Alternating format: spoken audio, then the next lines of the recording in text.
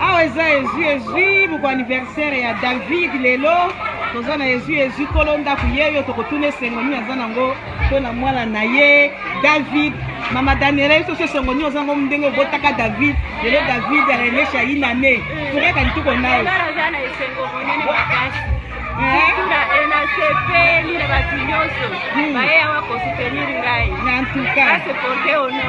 Honorable Martha na Pep.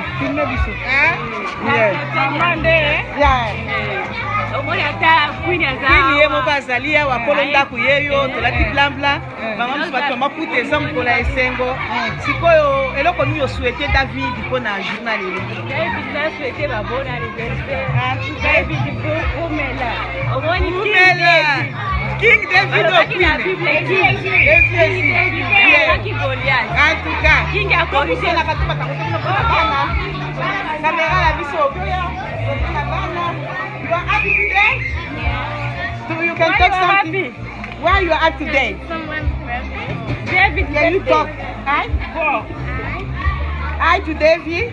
Hi to David. Okay. Yeah, because I'm very happy. Are you happy? Yes. Are you happy? Yes, you okay? Yeah. Hey, tell us about the blanc blanc. This is Kamite, my best friend. Are you happy for David?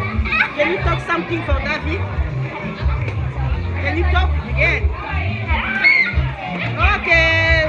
Oh, you're Jamie Mala Blonde. Can you talk something for David today? You wear white, what? Like wedding today. Are you happy? Yes. Can you talk for? Yes. Yes, she's happy. Tozana sengo Jésus tozoleka na micro ba mama. Bino na bozomona ba kipe yo ye moko kipe yo camera ya solo ye azawa. Tozana sengo mini photo yo. Bazolamba bafufu bapondu tuko na furahi sana. Yeah, lituma kuna ozomona bana bazosakana.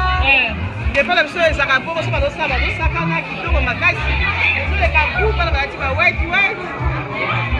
Yeah, ba white ya kitoko Yeah, merci. Kipe ayo. Yes. Mama kipe ayo lo mama mukele. Omoni ndenge nini? Ata na nglo ko bela biso pona David. Ko ba kuso ba kangle ba yo.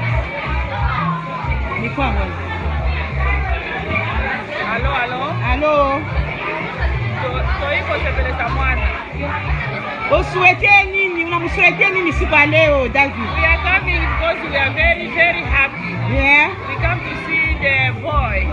Now he's 1 year. Yeah. And what is her birthday today? And we thank God to give this boy from Australia. And all the family, they are very happy, friendly. Yeah. And I have a mama. Mama Queen, Harriet. Mama Queen Harriet. Sociale, mama sociale na biso. Ye wana zo filme. En tout cas, umela, mama kipendo, dosengi umela.